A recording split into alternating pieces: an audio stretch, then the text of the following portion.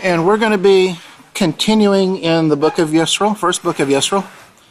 And we're going to be in the chapter that's entitled, The Clock Will Start Ticking Off.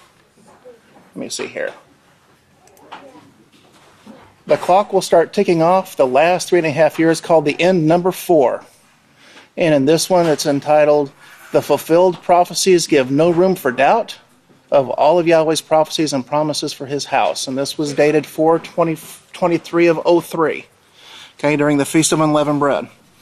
And we're going to be looking at a couple of different things as we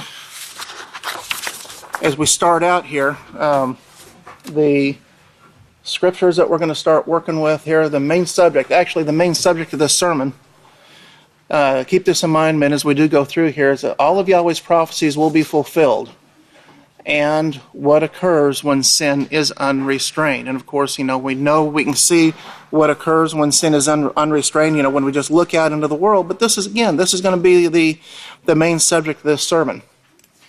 The main scriptures that are going to be reinforced. The first one here is going to be Daniel chapter 7, verses 25 through 27. Okay, and this is the one where he says that that this little horn will speak great words against Yahweh and will wear out, and that is to mentally attack or cause to fall away the saints of Yahweh, and to think to change times, Yahweh's feast days, and laws, and they will be given into his hands until a times, and dividing a time. And then you notice verse 26 there shows, but the judgment will sit, and they will take away his government and to consume and destroy it completely. Then the kingdoms of the governments and the greatness of the kingdoms under the whole heaven will be given to the people of the saints of Yahweh, whose kingdom is an everlasting kingdom, and all governments will serve and obey him. And this is one of the things, this is what we are looking toward and looking forward to. The end of this 3.5 year time period, and this is what we're all shooting to qualify for, is what takes place here in verse 26 and 27 to be a part of that. And then the next scripture that we're going to be reinforcing is going to be Daniel 9:27. Again, and that's we're talking about the covenant, where the covenant he will confirm a covenant with many for 1 week. That 7-year peace agreement.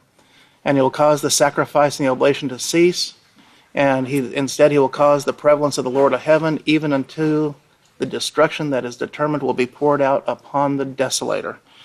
And then finally, we're going to be reinforcing what's written here in Deuteronomy chapter 28, verses 22 to 24. And this should be a very familiar scripture to all of us. This, of course, speaks of this great atomic and nuclear weapons that have been developed in this time period known as the last days, which began in 1934. But verse 22 there, you can see that Yahweh will allow you, it's not Yahweh will strike you with consumption, but it's the mankind, through their actions, the result of what they are doing, they will be struck with consumption, and with the fever, and with inflammation, and with scorching heat, and with the sword, and with blasting and mildew. And they will stay with you until you perish. And then the heavens that is over your head shall be as brass, and the earth under you shall be as iron. And Yahweh will make the rain of your land powder and dust. From heaven it shall come down upon you until you are destroyed. And this is going to be the end result, men. This, of course, when this great nuclear burning takes place, this is what we're going to see. And then we've got a couple. In this lesson, there are a lot of vocabulary words, but we're only going to go over the ones that we're going to be covering in class today. Okay? This isn't the only time we'll see them. I'm sure we'll see them throughout the lesson, but the first ones there, where we're going to be dealing with this class, is without form and void. Of course, we can see that means ignorance, war, fighting, and hatred. And then the word darkness. That word darkness means to be led astray because of false doctrine. Misery, death, destruction, ignorance, wickedness, and sorrow. Anybody have any idea where that came from? What scripture? Praise Yahweh, Genesis chapter 1. And you can see that right there on the side note there, right off to the left-hand side. Praise Yahweh. Okay, so Pastor starts off here. So that's the beginning. That's kind of a quick overview. But, Pastor starts off and he greets us as he does. Shalom, everyone. I can see why Yahweh loves you so much. The peace of Yahweh be with each and every one of you. And I hope you didn't forget to praise Yahweh for the blessings of the feast and the wonderful weather we had. It could not have been more perfect. And, we need to kind of remember that too. Yahweh calls us into his house, and it's a very thankful thing. And we should be thanking him daily that we've been brought out of this world and given this opportunity and given this knowledge here that is given to us so freely. And then he mentions here about the pilot program. Of course, he was talking about the Peaceful Solution Character Education Program. That's hard to believe it was, that pilot program was all the way back in 2003. You look at where it started and how it started, and look at where it's grown to this point and how far, and it's continuing to grow. It's amazing what Yahweh can do with this little group here. But, like I say, he shows here, he says, don't forget the pilot program. You need to give this to your children, and we see the results of what it's doing. It's turning the hearts and minds of the people, to Yahweh is what it's doing. But we can go down here, and what I've done, just if I mention a verse number, men, if I mention a verse number, what I did is I went through this sermon through Yisrael Says, and I just numbered the verses according to Yisrael Says. Now, in a couple of places, there's what'll take place as two paragraphs. We'll have two paragraphs in the book, but in Yisrael Says it'll be just one. It'll just be one solid verse. So if we get to those, when we get to those, I'll try to remember to let you know what those are, so we can kind of stay together there. But verse 3 here, I said this next one down says, please understand what is occurring with the Palestinian government, and it doesn't mean the peace treaty is back in action. Now remember the 7-year peace treaty. The 7-year peace treaty is actually covered in the book in this book, this first book of Yisrael. It was covered back in chapter 3 on page 20, and just kind of a reminder there, if you want to kind of put a cross reference to that back. It's the chapter 3, page 20, second column, and the 6th paragraph. But it reads, the 7-year peace treaty would run for 3.5 years, and it would be shut down for 3.5 years. Then we would have the last 3.5 years of the 7-year plan, and that would be it. I want you to keep this in mind as well as study these things. And so, again, this subject that we're going over, it's going to be covered extensively here. So, continuing on here, it says the Palestinian government, it doesn't mean the peace treaty is back in action. We've got to remember that it is a plan of action, that this 7-year peace plan is a plan of action. It's a door that has to be opened for the last 3.5 years of the 7-year peace treaty to go back into action.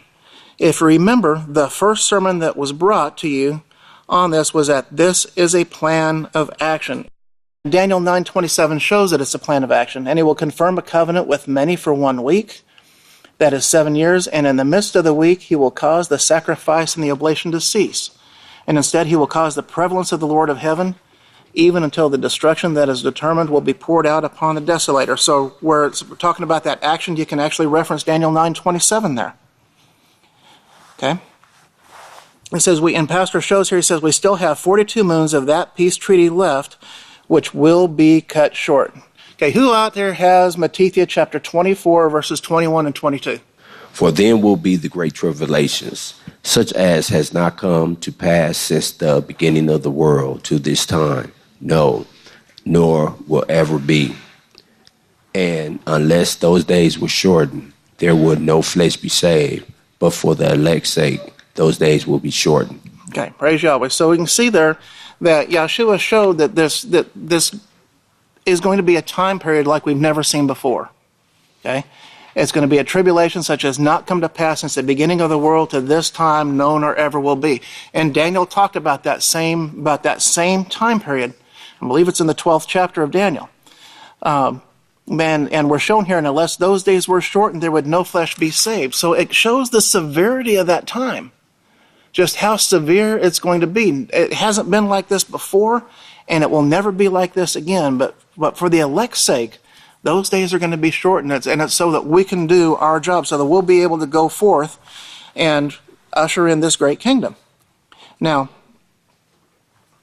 continuing on in the next paragraph down here, it says, I want to go back, Pastor says, I want to go back and rehearse a little bit of Yahweh's plan. And he says, he calls it a simple plan. And when you think of the word simple, simple is just something that's easily understood. Okay, it's easily understood, or it's easily done, and it's presenting no difficulty.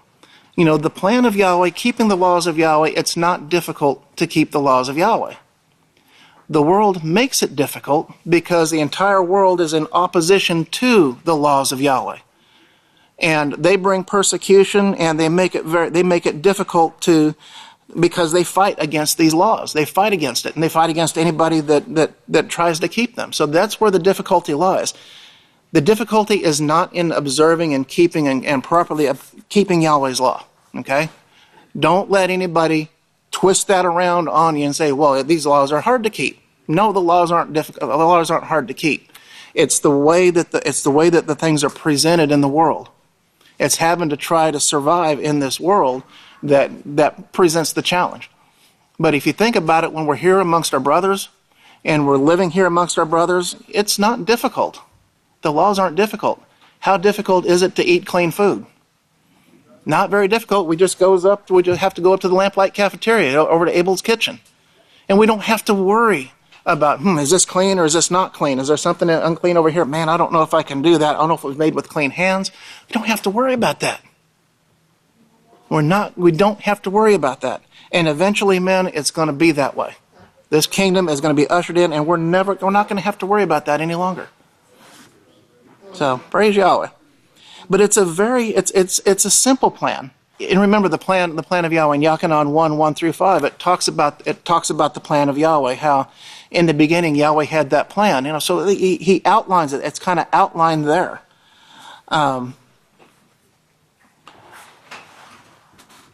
And we see that plan also written there in Genesis chapter 1, Genesis 1:26. It's mentioned there as well. Okay. So, the plan of Yahweh, it's not difficult, it's simple, it's pretty straightforward. But we see here in Genesis 1 where Yahweh actually allowed what was going on in heaven to take place on earth. And it was apparently unrestrained. It was apparently unrestrained for a while. In Psalm 82, and you can kind of cross-reference this here, in Psalm 82, it does mention, there are some things that are mentioned in Psalm 82 here. But it shows here, it says, Yahweh stands in the assembly of the gods, and he gives judgment among the gods. And Yahweh says, how long will you defend the unjust and show partiality to the sinners? You should defend the weak and the fatherless. You should maintain the rights of the poor and the oppressed. You should rescue the poor and the needy and deliver them from the hands of the wicked. See, this is what should be done. But it's not being done. It's not being done. What we see in the world today is we see, go back to that verse 1 up there, or verse 2. It says they defend the unjust. They show partiality to sinners. And then in verse 5 there, you see where he says, you know nothing, you understand nothing, you walk about in darkness. This whole world walks about in darkness. And all of the foundations of the earth are shaken because of you, because of their practices, because of their iniquities. The foundations of the earth are going to be shaken. The earth is crying out now. I mean, it's crying out because it's sick. Mankind is sick. The earth itself is sick. Okay? So, this was unrestrained, it was unrestrained for a while out there in the, in the world. It's just like it is today. It's no different than it is today.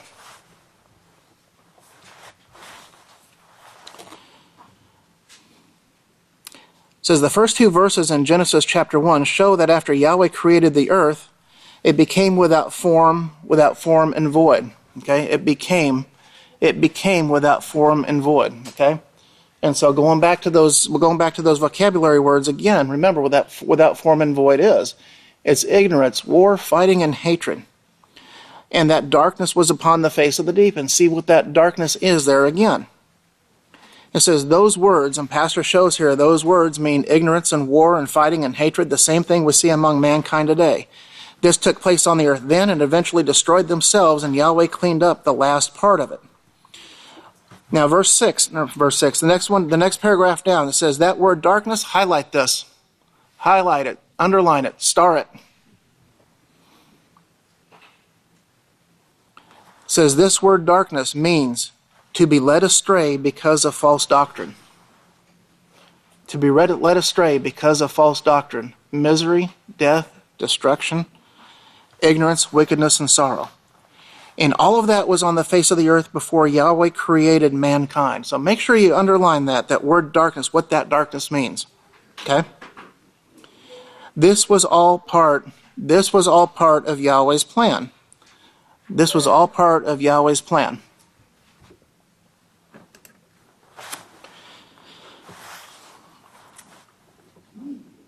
And part of Yahweh's plan is that mankind was created with the carnal mind. Remember, the carnal mind is bitterly opposed to the laws of Yahweh. And that was done so that we could be tested and so that we could be tested to prove to Yahweh that we want His way above that of the gods. In Romans 8:20, you can see that here. It shows, for the creation was made subject to emptiness. And that word emptiness.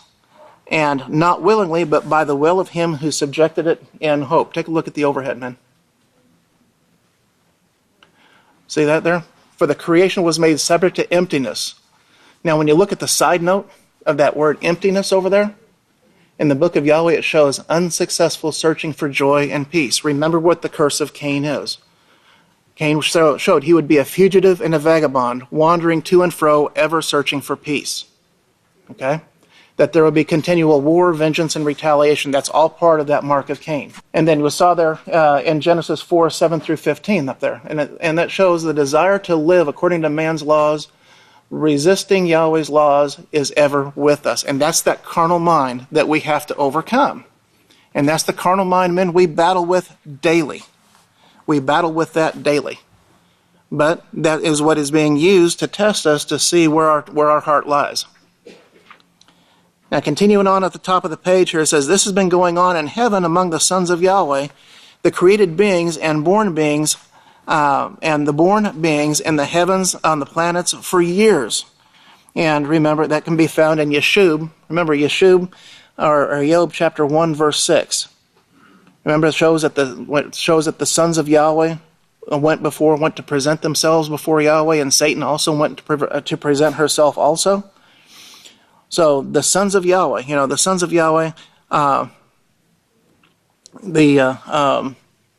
went to present themselves. And so Yahweh had a brief history of this recorded for us, describing what took place. These things, like the flood, the dinosaurs, and everything that was here before mankind, can be proven. Museums have they've got dinosaur skeletons, dinosaur bones. I've seen them. I'm sure many of you have seen them. These things, like the flood, they can be proven. This isn't just some fantasy somebody came up with to try to explain history like Darwin's theory. It's not that at all. He says we can prove from the layers of the earth that there was a flood, and we can prove that there were dinosaurs and the things that prevailed upon the earth before mankind. The evidence is there. It says, then Yahweh said that He would create man in His image and give him authority. Okay, we see that there in verse 26 in Genesis 1:26, and remember that was the purpose. Mankind was made a little lower than the Malachim. Psalm 8, 5 through 6, if you want to use that as a cross-reference for right there. See, we see that in verse 26. Now mark this next part of this paragraph down. Okay, highlight it, mark it. It says, Yahweh purposely did not restrain mankind to begin with. He allowed them to go almost as far as they are today, and then cut them off for a purpose. This was to show you what would take place if evil were not restrained. Okay? I'm going to read that again. Yahweh purposely did not restrain mankind to begin with. He allowed them to go almost as far as they are today, and then cut them off for a purpose. This was to show what would take place if evil were not restrained. And Pastor continues, he says, this was to teach you that there had to be a restraining power. That there had to be some type of restraining power. There has to be some restraints, or the evil minds would prevail in power, or might overtake those who do not want that way of life. There has to be restraint. That's the reason the power has to be given to you and the others Yahweh chose before you. So this word restraint. Let's take a look at this word restraint. The word restraint simply means a condition that keeps someone or something under control or within limits. Okay? And then that was the reason the power has been given to you and others. Let me back up here. That's the reason that the power has to be given to you and the others Yahweh chose before you. Okay, remember Daniel 9:24. It talks about, that's that plan summary about the 70 weeks. Remember, that's that whole plan. That's the whole plan of establishing Yahweh's people. And the ultimate end result of that is of course, to seal up the vision and the prophecy and to anoint the holiest of the holy people. Okay, and then in Daniel chapter 7, verses 14, and then in verse 27 shows that the kingdoms under the whole heaven, the kingdoms under the whole heaven are going to be given to the saints of Yahweh. And then Romans chapter 8, verses 19 through 21. Remember, Romans chapter 8, verses 19 through 21, where it shows that all creation is waiting for the revealing of the sons of Yahweh, because it's the sons of Yahweh who are going to deliver them out of this bondage of corruption. And this is what we're training for. This is all part, men, of what we're training for at this time. Okay? So continuing on right now, where he allowed then a flood to wipe mankind off the face of the earth. And then he started with Noah after the flood. And then, the flood is described there in 2 Kepha chapter 2 and verse 5. Remember where it shows that Yahweh did not spare the ancient world? But he saved only Noah, one of 8 people, who was a preacher of righteousness, remember? And bringing in the flood on the world of the unrighteous, those who were the lawbreakers. Okay, so it describes that flood that came upon mankind there. And remember what the state of the world was in at that time, what they were thinking about? Were they thinking about, oh, here comes the flood, here comes this? What was going through their minds? Remember in Luke 17:27, it says, and they ate. What did they drink? They did the same thing when Moshe went back up into the mountain. Remember, they ate, they drank, they married wives, they rose up to play, they gave in marriage. They didn't have a care in the world. Everything was the same today as it's going to be tomorrow, as it was yesterday. That was their attitude. But then the flood came and destroyed them all. And this is how it's going to come upon the people of the world today. This great burning. That's how it's going to come upon them. It's not going to come upon Yahweh's people because we're watching. We're watching. We're diligently striving to qualify to be a part of this great kingdom that's being promised.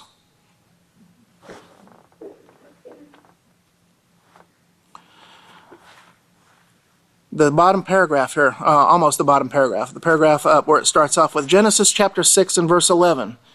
Remember, the earth was corrupt. And Pastor, again, he describes the X-rated sermons. He says, I have X-rated sermons on this. And I've tried to make it as horrible as I possibly can. Sometimes that's a way that we need to have our attention grabbed, is to have something graphically explained to us. To make it so horrible in our minds that there's no way we would want any part of that.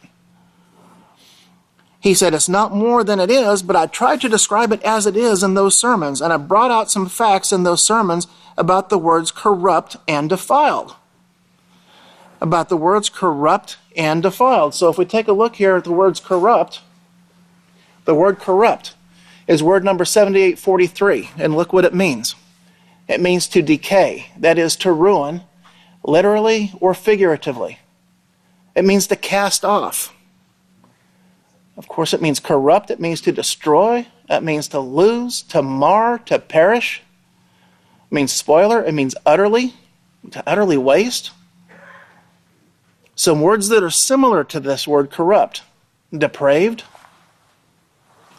perverse, sick, unclean, You ever heard the term where somebody has said, man, that person's got a warped mind? It's corrupt. And there's related words to this. Crooked. Cutthroat. Okay? Cutthroat. Dog eat dog. Every person out for themselves. Everybody not caring, stepping on who they want to step on in order to get what it is that they want. Cutthroat. Dishonest. Unethical. Immoral. Evil. Vicious. Wicked. Notice that last word. Sinful. Okay? That's what's all wrapped up in that word corrupt. And Pastor shows here, he says, you really do need these X-rated tapes. Your children need to listen to them. They need to know what is out there and what they are going to get if they participate in this. And it's not a matter of if the people out there are going to get something. Men, it's not a matter of if you decide to go out and do something out there, that you might get something. It's a guarantee you're going to get something. And you're not going to like what it is that you're going to get. Okay? It is out there. It's out there and it's rampant.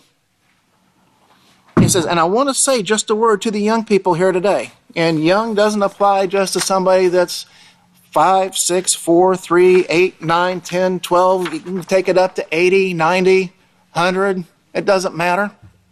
It applies to everybody. There's not much of this plan left. We're in this last 3.5 years now. And it's blows my mind away that we're covering this book now. We're covering these sermons now, just as this last 3.5 year time period began. And these sermons were given all the way back in 2003. That's totally amazing. That's totally amazing. So, but there's not much of this plan left. If you will listen to this sermon closely, I'm going to try to cover it where you will understand. There's not much of man's unrestrained evil that is going on today left. And I know it creeps up on you. If we're not on guard, we're told to guard our mind 24 hours a day, 7 days a week, 365 days a year. Men, we're told to be careful what we allow to come into our minds. Because this is how this evil will creep up on us. It's not going to be obvious. It's not going to be obvious in the beginning. And it's going to come on so slowly, we're not going to realize it. And we may never realize it until one of our counselors points something out to us. And then we're going to get all in a tizzy. We're going to get all huffed up and say, oh, I didn't do anything wrong. And we're going to be blindsided to the fact that we allowed this stuff to creep up on us. So, men, guard your minds with all diligence. Just as the proverb, just as we're told, we have to guard our minds, what we put into it. You know very well that what you allow to come into your mind, once you allow something in, it's there. You can't. It's very, very difficult to forget something. Something you thought you've forgotten, you allowed to come into your mind years ago. Something gets triggered, and all of a sudden something you haven't thought about in 10, 15, 20, 30 years comes flooding back like it was yesterday. And my guess is there's not a man in this room that has ever not had that take place. So that just goes to prove we have to be careful with what we allow to come in. And Pastor's saying here, he says, it's hard for you to see the difference in this world and what is lasting as far as Yahweh's laws and the true family life and love for each other and the life as a family. This is eternal. Pastor says this way, and the scriptures show that this way is eternal. The way of the world is not. If the way of the world was eternal, it wouldn't be dying right now. This world is dying. You can see it. It's getting worse day by day. They try to cover it up, but anybody can see that if you just watch the news, it's ending. This world is ending. It's just like this holiday, this holy day that's getting ready to come up, where people go out and they cut a tree out of the forest. They bring it into their house. What they've done is they've cut that tree off from the life source. They've cut it off at the roots. They bring it into the house, and the second they cut it off from its roots, what does it begin to do? Die. Praise Yahweh, it begins to die. But to hide the fact that it's dying, what do? They decorate it with silver and gold to try to make it look like it's oh so beautiful, this is so righteous. They try to hide the fact that it's dying. And this is the same thing, the same thing Satan has done and try to make the ways of this world appear desirable.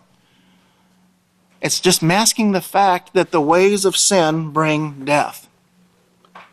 Okay? The ways of the world are temporary. The ways of the world are temporary.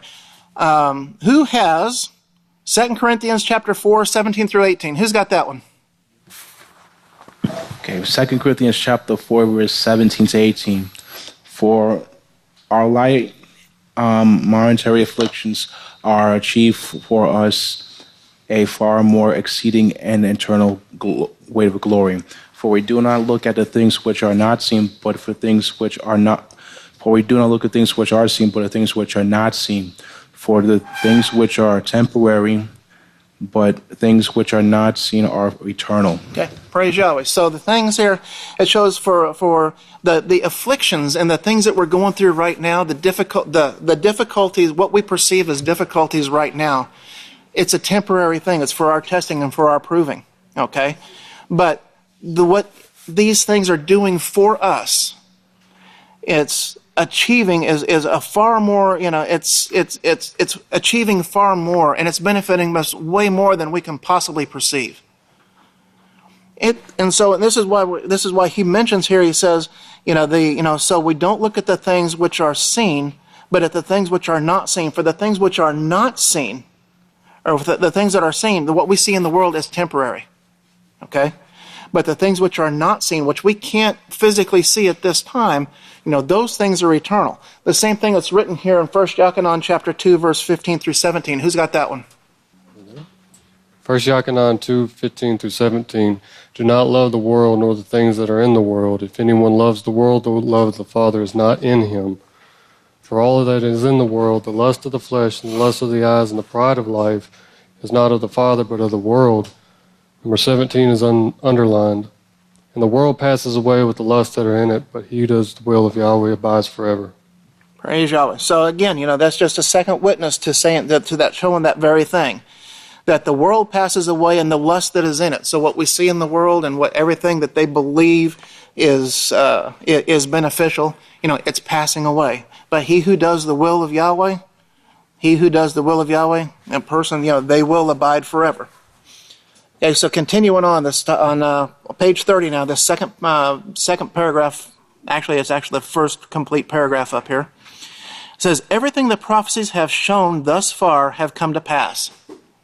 All of the prophecies that have been set to come up to pass up until this point have come to pass, and they've come to pass in amazing detail. The only prophecies left to be fulfilled are about the 42 moons of war, and that will be the final destruction. That's going to be the final destruction of man's governments.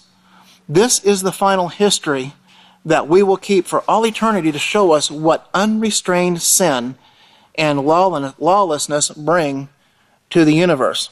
Now, this final destruction of man's governments, we've kind of covered that. If you want to write down, as a cross-reference for this, if you write down Daniel chapter 7, verse 11, and verses 25 to 26. Okay, and also Genesis chapter 49, verse 10. And both of these scriptures go to show that the current corrupt governments, along with their corrupt and unjust laws, are going to come to an end. And the control is going to be given over to the saints of Yahweh. Okay, again, that's what's going to take place. That the control over these governments, everything's going to be given over to the saints of Yahweh.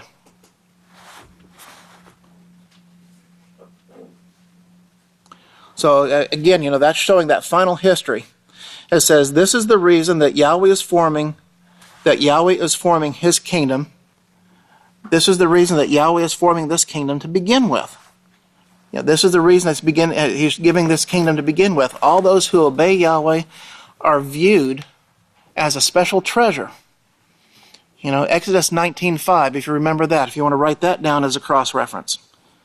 Exodus 19:5 shows, now therefore if you will truly obey my voice, by keeping my covenant, then you shall be a special treasure to me above all people, for all the earth is mine. Now notice that we will be considered, those who are obedient, are considered and looked at as a very special treasure to Yahweh because they are choosing righteousness over evil.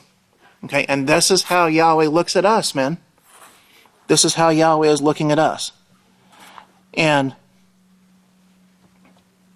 then in Genesis 5:15, and this is where Abraham was taken. It said he took him outside and said, "Look up to the heavens and count the stars. Indeed, if you can count them."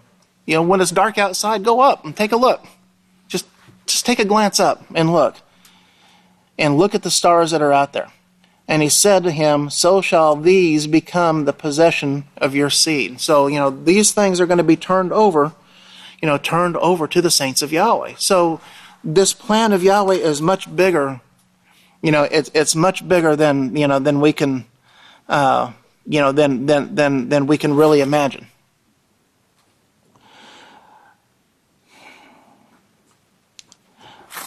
But we also see here, let me see, where am I here?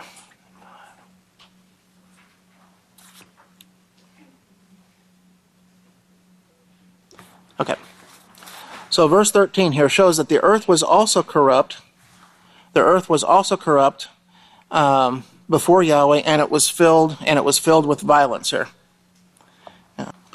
So the earth was corrupt before Yahweh, and it was filled with violence. And it's just like it is today. Okay, so the earth was also corrupt. It was defiled with illicit acts between men and women, and man and man, and even the animals were corrupt. And I brought this out in detail in these X-rated sermons. Okay, and cross-references for that. Cross-references for those, if you take a look in Galatians chapter 5 and verse 19, where it talks about the works of the flesh are obvious. The works of the flesh are obvious, which are the adultery, the fornication, the uncleanness, the licentiousness. And licentiousness, if you remember, means a license to sin. Okay?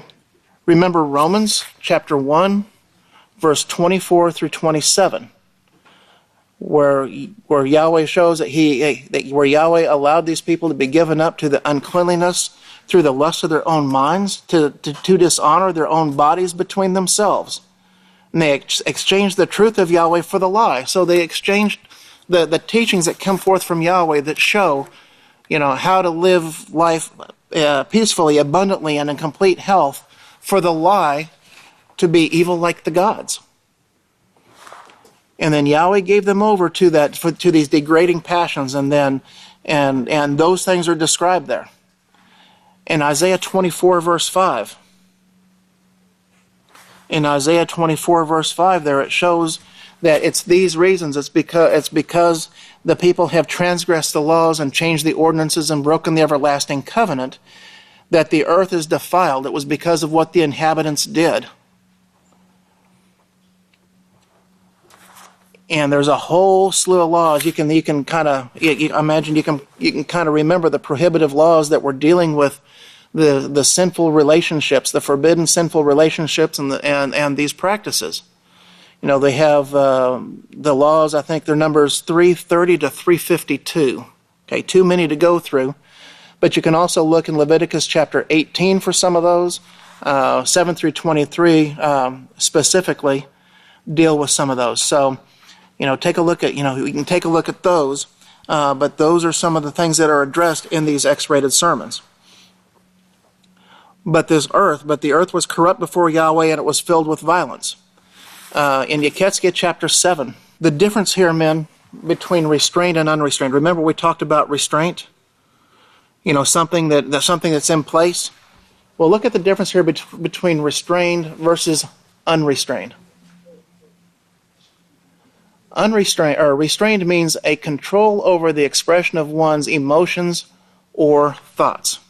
It's one of the meanings of the word restrained. In peaceful solution terms, you see what it means? Exercising self-control. Unrestrained means not restrained at all. So basically, it's something that's uncontrolled, somebody that's not exercising self-control, something that's doing something, not in moderation, not being restrained. 17. Okay.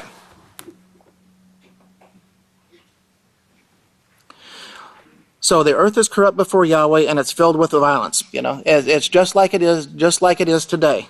The earth is completely filled with violence. In Yeketskeh chapter 7, verse 23, we can see there that it shows, make a chain for imprisonment, for the land is full of bloody crimes, and the city is full of violence. Okay, so you can kind of see the land there. The land is full of bloody crimes, and the city is full of violence. Look at Amos chapter 3, verse 10. For they do not know to do righteousness, says Yahweh, they who store up violence and robbery in their palaces. So you can see that this is how the world is today. And Isaiah 24, 1 through 6 continues to show that very thing as well.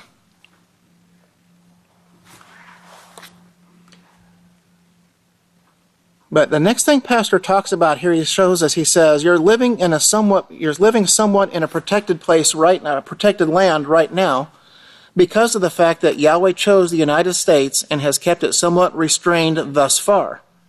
He's let you see from time to time the violence that can take place, even with as many law officers as we have here guarding and trying to restrain. And even these officers become corrupt. And, we see that in the news. You can see that's one of the reasons that we have the news shown to us. But notice here that Yahweh looked upon the earth, and indeed it was corrupt, and all flesh was corrupted. And Yahweh said to Noah, and the end of all flesh has come before me. He says that even all of the imaginations of man's minds and the hearts of man's minds were corrupt before him. So who's got Matthew 24, 37 through 38? Who's got that one? Matthew 24, 37 through 38. But just as in the days of Noah were, so also will be the coming of the Son of Man. For just in these days before the flood, they were eating and drinking, marrying while given in marriage, until that day Noah went into the ark. Okay. Praise Yahweh. So again, you can see what the mindset of the people were back in the days of Noah, as we kind of already covered. Okay. But in verse 9, he shows here that Noah was the one who accepted and taught Yahweh's laws, or his laws. He said he would save Noah and his family. From there on, he started a breeding program that came down through the centuries with a restraint on those who are not able to keep themselves under control. And we can see that in Matthew 1, you can kind of follow Yahshua's bloodline. But notice here in this next verse down. This next verse down, and it begins for the last 3.5 years. Mark this one. Highlight it. Highlight this whole paragraph. Highlight the whole paragraph. It says, for the last 3.5 years, outside of the protection of Yahweh's house, there will be no restraint. So notice this. Yahweh's house, the protected place. Outside of this place right here, outside of this house, there will be no restraint. They will be turned loose. And they will end themselves. This is going on in heaven also. There is hell being raised there right now. Those who will yield to Yahweh and turn and practice his government will eventually be given power to stop this. So it shows here that they will they're going to bring these things onto themselves. That brings up Revelation 13:10, which shows that he is for captivity will go into captivity. Remember, he is for the sword must be killed by the sword. Herein is the patience and the faith of the saints tested. That was Revelation 13:10. You can use that as a cross-reference there. Malachi chapter 4:1 talks about the day that, behold, that day comes that will burn like an oven, and all the proud and all who do wickedly will be as stubble. On the day that comes, it will burn them up, says Yahweh of hosts, and it will leave them neither root nor branch. Okay, and Proverbs chapter 10 talks about this as well. Proverbs chapter 10, verse 25, verse 27, and then verses 29 to 30. You know, it all deals with this same subject here. Okay, and then Pastor shows here. He says, "And there's hell being raised there right now." You know, Revelation 18:5. It shows the sins have reached where? Praise Yahweh. The sins have reached into heaven, and Yahweh has remembered her iniquities. All right, and then Pastor, he continues on. It says, "Those who will yield to Yahweh to learn and practice His government will eventually be given power to stop this." And again, that brings back up to Daniel chapter 7 and verse 27. Okay, so life as we see it right now is very temporary. Temporary, it means it's only lasting for a limited period of time. It's not permanent. Okay? It's temporary right now. It's not permanent. It can be eternal. He says, right now you may scoff at it from time to time, but if you watch the news or if you talk to a doctor or a nurse, they can tell you what horrible shape that the world is in. I have magazines in my office right now that I would be glad to let any of you read describing what is taking place and how this could actually wipe out mankind. Okay? And there is something that's mentioned here in the 7th book of Yisrayl. 7th book of Yisrayl, part 2, chapter 25 and verse 113. And it's being with the wrong person at the wrong time. And Pastor shows here, he says, keep it the way Yahweh says, as Proverbs said. Don't go out into the strange world, the Christian world, because you don't realize what takes place in your body. But out there is hormone change and hormone binding that takes place. There's 1,000 things that take place at that time. We don't know, really realize what we're getting ourselves into when we go outside of this protection of Yahweh. Years ago, Pastor says, I guess you could experience the desirable things, and then when you saw your body crumbling, you would seek help. Okay, well, this crumbling, look what this word crumbling means. It means breaking or falling apart into small fragments, especially as the process of deterioration. Okay? Deterioration, the wasting away. Remember what we read there in Deuteronomy about this wasting, about these wasting diseases and things like this. Everybody comes to that realization sooner or later, and we bring these diseases into our body, and our bodies start breaking down. Well, look at Jeremiah chapter 30, verse 13 there. It says, there is no one to plead your cause, that you might be bound up, that you might be treated. You have no healing medicines. You see what the prophet Jeremiah is describing here? The same thing that's described in Matthew 24 about these incurable diseases. Jeremiah chapter 46, verse 11 shows the same thing. Go up into Gilead and take balm, O virgin, the daughter in Egypt, in vain. In vain you will use many medicines, but you will not be cured. Okay, these diseases out there are incurable. The pastor, I remember when he talked about that years ago. He said there's going to come a time when antibiotics aren't going to work any longer. And lo and behold, what's been coming out? There are no drugs. There are no antibiotics to take care of these things that are out there anymore. And Pastor shows her, he says, a lot of young men and women in the house of Yahweh have strong, healthy bodies and minds. And that's because you're in the house of Yahweh. Okay? That's why. Because you are here. You're living clean. You're eating clean foods. You're practicing clean practices. You are not defiled by the ways of the world. You step foot out into the world, your bodies are going to start breaking down. Okay? And healthy bodies and healthy minds. You can have wrecked that in just a month or so, and probably even less time than that now, just one time. You can wreck it in just a month or so by being with the wrong person in the wrong place at the wrong time. You can have your health go downhill in a month or less. It doesn't take long. It doesn't take long for the health to go down. Amos chapter 3 verse 11 says, this is what Father Yahweh says. An adversary is surrounding the land. The adversary is surrounding the protected place. Outside the protected place is the adversaries. Multiple adversaries are out there. And he will bring down your strength from you, and your palaces will be plundered. If we leave this protected place, this protection, then we're going to be I don't want to say at the mercy of the world, because there is no mercy in the world. Okay? But we're going to be at the hands of the world out there. Okay? And Jeremiah chapter 30 and verse 15 says, why do you cry about your affliction? Your disease is incurable because of the multitude of your iniquities. Notice what brings upon these incurable diseases. It's the multitude of the iniquities, because your sins have increased. These things have been allowed to be done. These things are described in the law, in the law as the curses that come from violating the laws of Yahweh. Yahweh warned us that if we practice these things, this is what's going to come about. But he begs us, don't go this way. Don't go out. Don't go out there and do that and get involved with the world. He says we have records. Pastor says we have records of ones that are young as 17 years old who are healthy 1 minute, and 30 days later they're dead because of what's out there.